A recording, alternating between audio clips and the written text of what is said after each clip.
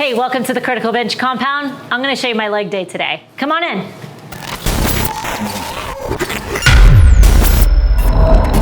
All right, if you don't know, now you know. I'm Coach Ashley, I'm here at the Critical Bench, and I wanted to just take you guys through a normal day with me on leg day. I think the one question that a lot of people have, especially on YouTube, maybe on social media, is what does a leg day look like for you? So I'm gonna tell you guys how I start with my warm-up, what my programming is. I actually did this workout last week, so it's the exact same programming that I did last week. It actually only took me about maybe 30, 40 minutes. So a huge surprise to a lot of people when they find out from people who train regularly is that we don't spend hours at the gym. At most, I'm in and out of the gym in an hour or less. And this workout last week literally took me maybe 35 minutes. So I'm gonna show you guys, but first I always start with a warm up, whether it's upper body, lower body, a full body workout, whatever I'm looking at, I always start with a warm up, and my warm up is typically the same. Depending on if it's upper body, I'll add a few extra movements in. So starting with my warm up, I do have some front squats today, so I always like to start just with a nice squat. Don't expect to be able to squat good if you're only squatting in the rack, right? Too often people will not warm their body up. I see it, people walk in the gym, they walk right to the squat rack, they add some weight on, they start squatting. But you wanna make sure your body is nice and primed to perform. So with that, I'm gonna come down here, I'm gonna hang out here. I'm gonna tuck my hands under my toes, and I'm gonna open up those hamstrings, right back down into that nice deep squat, opening up those hips. And hips are so important. As you guys know, here at the Critical Bench, we love our hips. Unlock Your Hips program, one of my favorite programs. If you're interested in Unlock Your Hips, I actually will drop the link below. You guys can check that out. But so important, from here, I'm gonna go into a straight leg walkout. So straight leg, because I'm not working my upper body today, I'm not doing a push-up, but I'm gonna engage my core, bring it up, shift my weight into the back of my heels to open up those hamstrings. Again, right back down and up, really engaging my core at the high plank position, right back up. I'll typically do on these first few movements anywhere from 5 to 10 reps.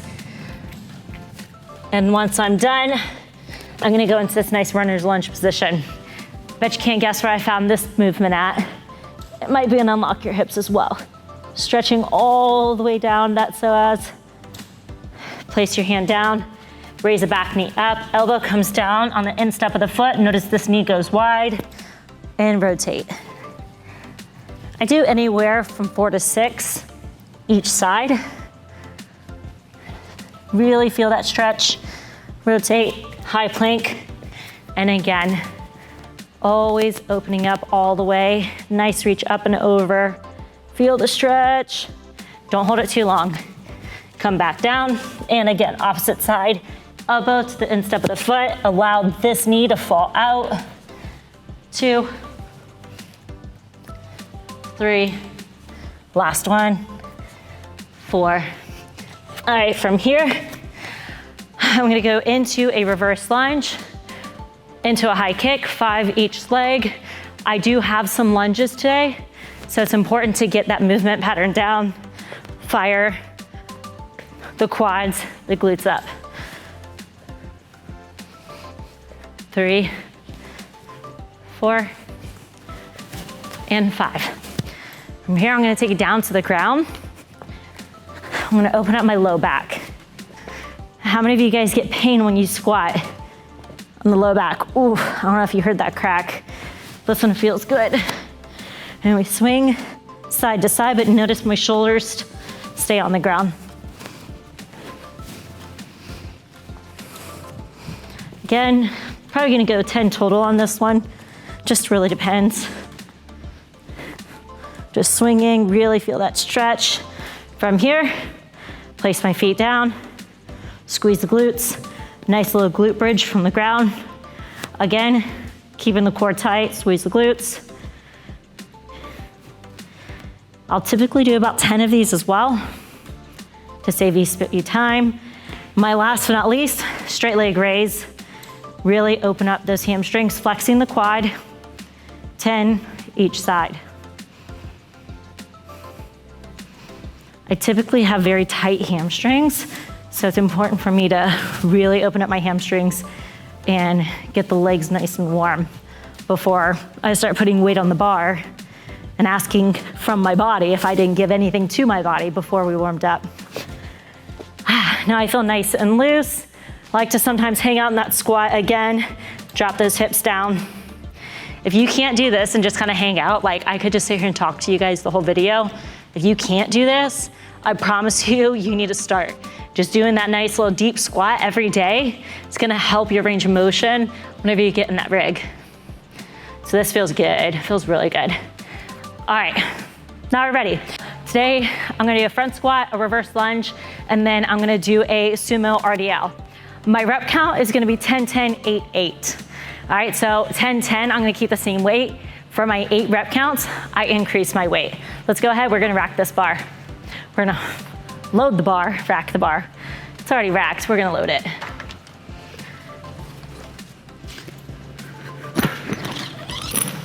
So I'm gonna start with 25s because again, remember, I am doing a front squat.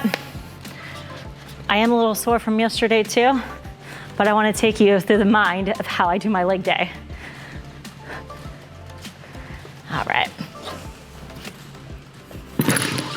I personally always use a clip.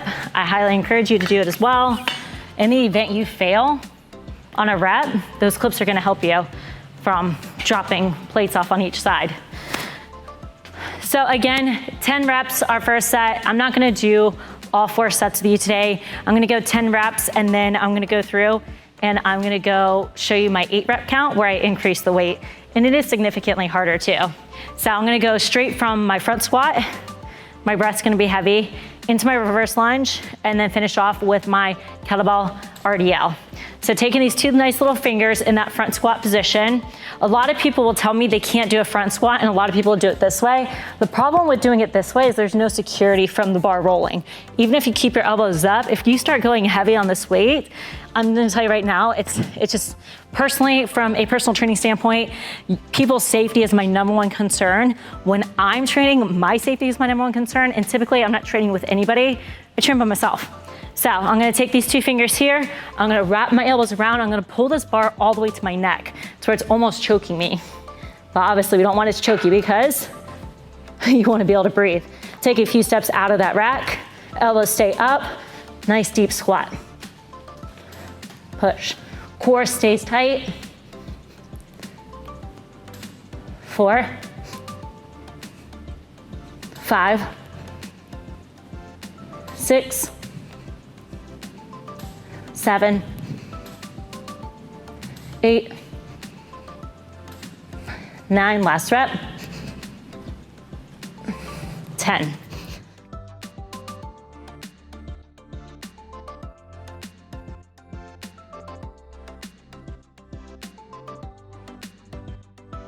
That feels good.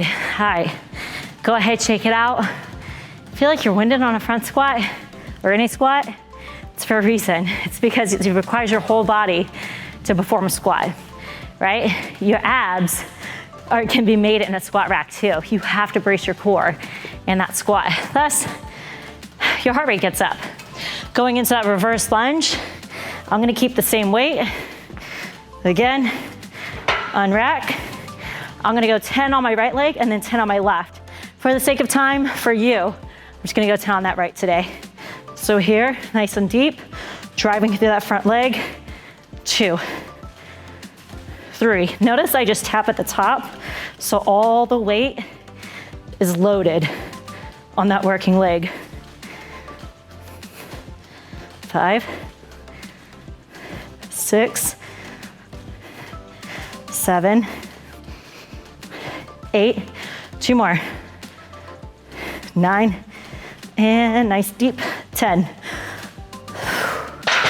I would typically shake out that leg, go right in the 10 on the left, work right through it. My breath is obviously winded, right? The weight should be challenging. So when I'm programming by myself, especially when I don't have somebody else pushing me, which for years when I was bodybuilding, I pushed myself. I had to show up to the gym every day. I had to make sure that when I finished my set, if I wasn't feeling like this, probably not working hard enough. So you have to get into that mindset that If it doesn't challenge you, it doesn't change you. The weight isn't challenging you at the end of your 10th set, your 10th rep, it's not gonna change you. So whether obviously, like my legs are very sore today, but putting weight on there, when I decreased my reps to 8, I already knew when I wrote this in my head, walking into the gym, that I would start with a challenging but doable weight for 10, 10, 8. I'm gonna tell you right now, last week when I did this workout, I got to that the third set, my first set of 8, and I almost called it. I was done.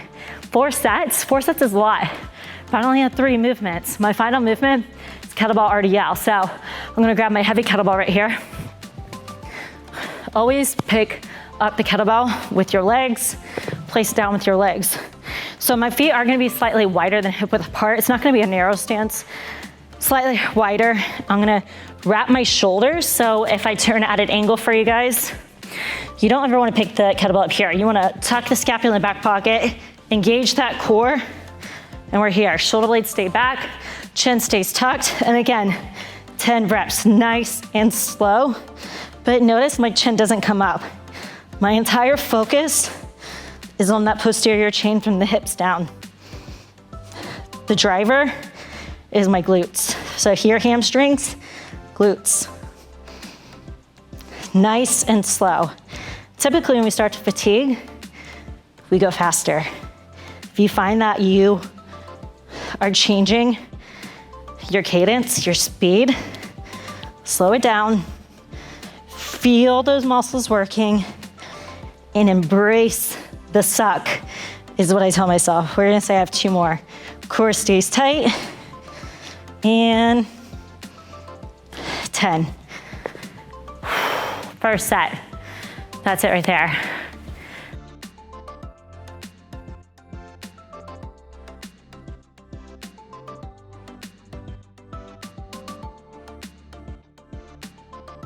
So again, I would do 10, 10, 8, 8 on the bar.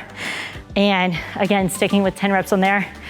When I think about it, I think I did 12 all the way through. Slow and controlled, keeping my core tight. It's wrapping. 3 movements, 4 sets. That's a leg day for me. Sometimes I'll add some icing on it. So I did attempt to find the leg extension. But again, if you guys have ever been to a big box gym, everybody just chills on the leg extension. Like, I don't have time for that. I don't have time to wait for you to do your set, check social media, do your set, check social media. Here's your cue. If you're that person, stop doing it. Sorry. Here's your cue, stop doing it. If you're that person, let somebody work in with you. At least get off of the machine and maybe take a walk. If you can stay seated after a leg extension, you're not going heavy enough. I'm telling you, like, I always have to walk and shake that blood out of my quads when I'm done. Anyways, long story short, that's it. 3 movements, 4 sets, challenging. That's the mindset around it, is that it should be challenging. If it feels impossible, great. Do it. Stay safe, obviously. If you need to put some safety bar arms behind, if you need to go inside the rig, go inside the rig, use that safety function. If you're not familiar, if you're not comfortable with the movements you're doing, probably best bet not to jump in and just do them really heavy as you can, right? Get familiar with the bar, get familiar with kettlebells, get familiar with dumbbells, and most of all, like, make sure your form's important. Make sure you're warming up properly too. Like I said, that Unlock Your Hips series, I was telling Jared earlier, we were taking pictures of me doing a front squat, and he's like, are you good? I'm like, yeah, because I have healthy hips. I can literally sit in a loaded front squat position, like just hang out in that squat, and it felt good, it felt comfortable. If you can't go into a squat right now, and literally, let's go. If you can't just do this with me and just hang out, feet are planted on the ground, toes, heels. If you can't do this comfortably, guess what? You need to open up your hips, guys. You have to focus on the hip mobility. If you're trying to prevent an injury, it's all in the hips. It's all in the hips. All right, thanks for joining me, Coach Ashley. Leg day, not the full one, but you get the general idea. You see how much I'm sweating just a little bit? I am pouring sweat by the time I'm done with leg day. And guess what? It doesn't take that much. It's about quality, not quantity. So stop trying to overwork and stop trying to overtrain. You're gonna get more benefits by focusing on quality than focusing on quantity. I'll catch you guys next time.